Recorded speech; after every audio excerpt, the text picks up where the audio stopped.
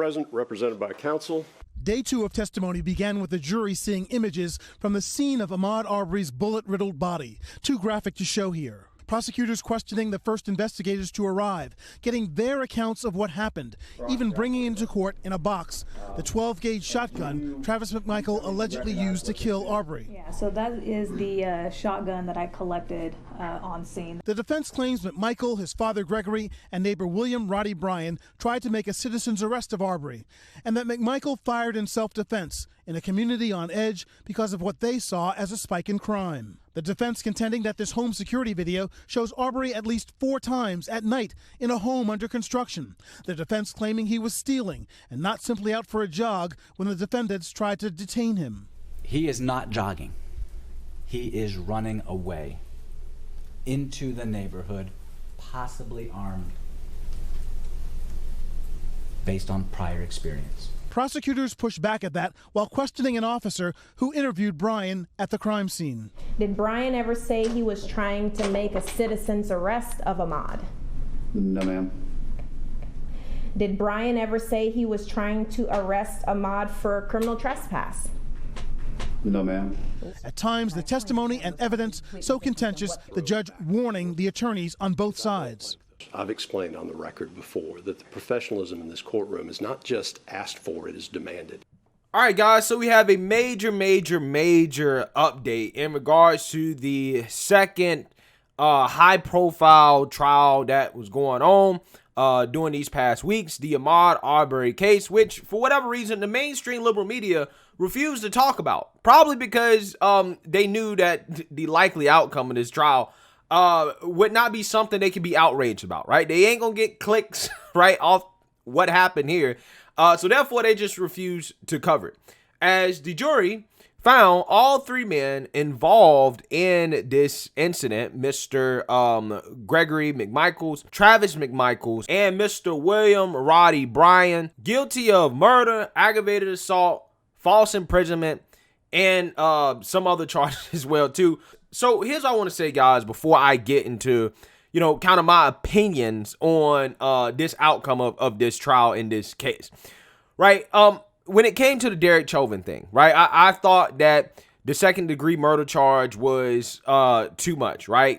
Find him guilty of second-degree murder, I think that was too much. I thought that manslaughter would have been more appropriate, okay? Now, when it came to the Kyle Rittenhouse thing, I thought that was clear-cut self-defense. Clear-cut self-defense, okay? And I stick by those things, right? Now, when it comes to this case right here, in this trial right here, while I believe that this is the right outcome, I do not believe that this was necessarily racially motivated, right? The idea that these people chased down Ahmaud Arbery just because he was black, okay? I don't believe that, right? That they were out there trying to hunt a black man down just because he was black and jogging, right? That I don't believe that. Just like I don't believe that Kyle Rittenhouse went to Kenosha to kill black people, and I don't believe that Derek Chauvin killed George Floyd, if you believe that he died because of Derek Chauvin, if you believe that. But just like I don't believe that he did that because George Floyd was black, right? So I'm gonna say off the bat, I don't believe that this was racially motivated, right? I don't believe that, okay? I do legitimately believe that the McMichaels thought that Ahmaud Arbery was a suspect in a ton of crimes and burglaries that had been committed in the neighborhood, and that they thought that they were performing a lawful citizen's arrest, okay? That's what I believe. What it really comes down to is whether or not you believe that these 3 men were making a lawful citizen's arrest. That's basically what it all comes down to. Because if they weren't committing a lawful citizen's arrest, then they basically were committing false imprisonment, right? Because they can't detain somebody unlawfully, right? And throughout that act of trying to detain somebody unlawfully, they ended up killing Ahmaud Arbery, which would be where the felonious murder charge comes from, right? But if you do believe that they were committing a lawful citizen's arrest, then, hey, they can say that they acted in self-defense, potentially. I mean, both sides technically could probably say they acted in self-defense. in regards to, Ahmaud Arbery trying to, grab the gun or whatever. And then, Travis McMichael, unfortunately, killing Ahmaud Arbery as they were tussling. Okay, so I mean, both sides at that point could say that, hey, you know what, they might have been acting in self-defense or whatever. But I'm just saying, for the most part, this comes down to, do you believe that they were committing a lawful citizen's arrest? That's basically what it comes down to. Now, I'm gonna say this: I'm not a lawyer, right? I try to read as much as I can, okay, to try to understand as much as I can. However, there's only so much I can understand without a legal background, right? And I want people to understand that. So that's why I'm going to have a lawyer explain to you guys why this was the right decision. In my opinion, I think this was the right decision. But first, I want to actually read this Georgia statute, the law about citizen's arrest, so that you guys know what it says before we actually get into a lawyer actually talk about this, right? It says, 2010 Georgia Code, Criminal Procedure, Chapter 4, Arrest of Persons, Arrest by Private Persons, Grounds for Arrest. A private person may arrest an offender if the offense is committed in his presence or within his immediate knowledge. If the offense is a felony and the offender is escaping or attempting to escape, a private person may arrest him upon reasonable or probable grounds of suspicion. Okay, so this to me, it sounds like in order for this to be lawful, right, the McMichaels had witness the felony, right? A felony in their presence or within their immediate knowledge, right? And the offender is escaping or attempting to escape, right? So that would, again, according to this, the way I'm reading it, make it lawful. So without further ado, I'm actually going to have Viva Free, who you guys are probably familiar with, and I tend to watch a lot of his stuff, break down the closing arguments and basically explain why the defense basically got screwed in this case based off their own admissions in regards to how the law works. Take a look. All right, it's Aviva on the street, and it's an update that has nothing to do with the Kyle Rittenhouse case. This is the other pending murder lawsuit that has been making the headlines, but not quite as much as the Kyle Rittenhouse case, the Ahmaud Arbery murder case. Now, this is a malice murder, felony murder case coming out of Georgia. And for anybody who may not have heard about this case, I don't know where you live that you wouldn't have heard about this case, because it's been everywhere, but not as much as Rittenhouse. This is the case that originally started off as the LeBron James, you can't even jog in America while being black, because the story as it initially broke was a black man jogging through a Georgia neighborhood, gunned down by two individuals who got in their pickup trucks with guns because they suspected a black jogger of being a burglar. Now, that narrative sort of fell apart, but not in a meaningful sense, because even according to the prosecution, they are prepared to concede that Ahmaud Arbery was not jogging through a neighborhood when he was pursued by the individuals, the McMichaels, father and son, and another individual who recorded the whole thing, one of the neighbors. Prosecution concedes that that narrative was probably wrong, but that does not justify basically hunting down and killing in the streets an individual who, even according to the defense and the prosecution, was suspected of burglary. The defense of the defendants is that they were effecting a citizen's arrest, as they were within their rights to do under Georgia law. Now, the nuance is, under Georgia law, in order to effect a citizen's arrest validly without committing a felony yourself, you have to have probable cause that a felony has been committed, which is where the distinction between burglary and trespass becomes somewhat important, in that burglary could be felonious, but trespass is generally a misdemeanor. So even if the McMichaels had suspected Ahmaud Arbery was trespassing on property that was not his own, definition of trespass, it would not have been felonious to justify a citizen's arrest. If it were burglary, it could, in theory, justify a citizen's arrest, given the felonious nature of burglary. This is where it gets a little more nuanced. If you suspect someone of a felony, you have to have probable cause that the felony has occurred contemporaneously with the attempt at citizen's arrest. So if you suspect someone had committed a felony a week ago, 2 weeks ago, a month ago, a year ago, well, that does not necessarily give you the right to perform a citizen's arrest in a time frame that is sufficiently separated from the alleged or suspected felonious act itself. And according to the defense, which is the big admission that basically might sink this case, the day of the attempt at the citizen's arrest, they had no first-hand knowledge or probable cause that a felony had been committed the day they attempted to perform the citizen's arrest.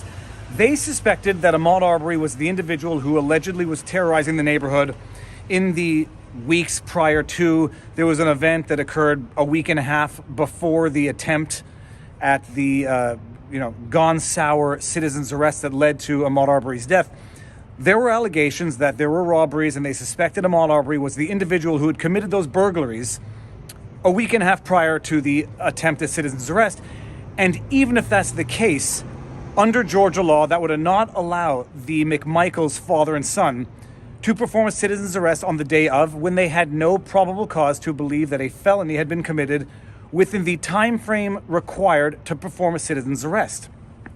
The defense admitted this, and that really seems to put the nails in the coffin of the McMichaels' defense. They're being charged with malice murder, which might be a bit of an overstretch, but under Georgia law, they are also being charged with felony murder, which is when you're committing a felony, if a death results, you can be charged with felony murder with basically the same sanctions as murder itself.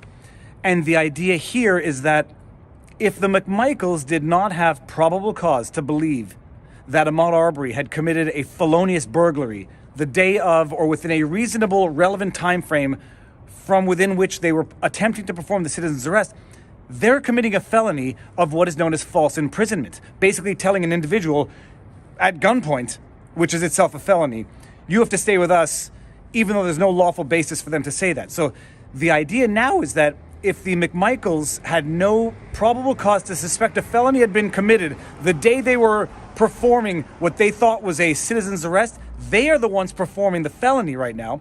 And if Ahmaud Arbery dies in their commission of a felony false imprisonment, they are now guilty of felony murder. Yeah, so in a nutshell, guys, based off my readings, my interpretations, just listening to people like Vivo Free here explain this interpretation, it sounds to me like these guys were basically found guilty because they did not have immediate knowledge that Ahmaud Arbery had committed a felony, right? And the defense in the trial did not dispute that, right? They didn't dispute whether or not they had knowledge. They basically just admitted that they didn't have knowledge, which would make the citizen's arrest that they were trying to perform unlawful, right? And basically, based off the law, right, then they would be committing false imprisonment.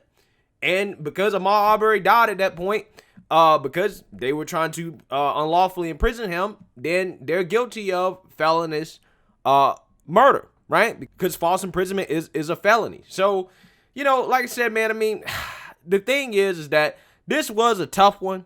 But at the end of the day, I think that the lessons learned here is that, first of all, if you're going to try to commit a citizen's arrest, know the law, right? Actually know the law of your state. I'm the type of person where I am, if you see something, say something type of person. However, for the most part, it's probably safer to let the police do the job, right? Like, I feel like in that situation, if they felt like Ahmaud Arbery was committing a crime, but they didn't actually witness a crime or were legally justified in detaining them, which they should have known, right? Then you need to let the police do their job, right? You need to let the police do their job, okay? And I guess the other lesson here, and I guess this is in regards to the whole self-defense thing, is that even though I do think that, the McMichaels, even though they thought they were lawfully making a citizen's arrest, Ahmaud Arbery, he probably should not have tried to take the gun away from Travis McMichaels, okay? When you're confronted with a gun, it's probably best for you not to try to wrestle that gun away or take that gun away, especially when there's somebody else right there with a gun as well. Okay, that's not a situation that you can easily win. That, to me, seems like a death sentence to confront people in that situation. And I know there's a lot of people who's going to say, well, he shouldn't have been confronted in the first place by the McMichaels. And listen, I'm right there with you, right? I'm right there with you. But they did think they were doing it lawfully. Okay, now they weren't, right? According to the criminal justice system, they weren't. But I'm just saying, from a common sense perspective, it's probably best if you don't confront people with guns, especially when you're outnumbered like that, right? I'm just saying, common sense, okay? Because Ahmaud Arbery would probably be alive if he had not done that. But again, you can make the argument that he'd probably be alive if they had not confronted him in the first place. You can make arguments on both sides, right? And I know a lot of people going to say, well, but Ahmaud Arbery was a criminal and, he did this, this, and this. And at the end of the day, guys, like, I'm right there with you. I want to be tough on criminals like everybody else. I've talked about this endlessly on this channel, being tough on criminals. However, in that situation, his criminal record and his past did not matter, right? Especially if they had not seen him actually commit a crime, right? And they didn't, right? Or at the very least, they didn't contest that they did during the trial. So that's their fault, right? That they didn't say that they actually did. So, I mean, the thing is that suspicion is not the same thing as saying that I seen it or that it was in my immediate knowledge, right? Or that it happened in their presence. That's not the same thing. That's hearsay, right? And if you're going off hearsay, it's probably best for you to let the police handle that, right? Let the police handle it. So, like I said, man, in my opinion, with the Kyle Rittenhouse trial and this trial, I think that the right decisions were made, right? Based off the law. And it, in my opinion, shows that our criminal justice system does work. It does. But what I find to be fascinating is how it was kind of obvious that this was going to be the outcome of this trial. But yet, the mainstream media didn't cover this. Even though they claim they care about black lives and how much they love black people and this, that, and the other, they'd rather talk about Kyle Rittenhouse and try to make that a racial thing when that's not racial at all, right? Because they wanted the outrage and the clicks. This was much less exciting for them because they knew that the criminal justice system was going to work in a way in which they can't say that, oh, well, it's systemically racist and blah, blah, blah, blah, blah, blah, right? Again, I just found that aspect of this stuff to be fascinating. But, again, at this point, it is what it is, right? It is what it is. This is the outcome of this trial. I think this was fair. I think that Kyle Rittenhouse was fair. I think Chauvin, I think he definitely got the ish end of the stick. I think that was 100% political. But, hey, it is what it is, like I said. Regardless of what you guys think, right, in terms of whether or not the McMichaels were actually guilty or not, that is okay with me, right? I don't care what your opinion is. I think everybody has a right to their opinion. So, with that being said, regardless of what your opinion is, let me know what you guys think. Make sure you like, comment, and subscribe. Most importantly, share a black conservative perspective. Peace.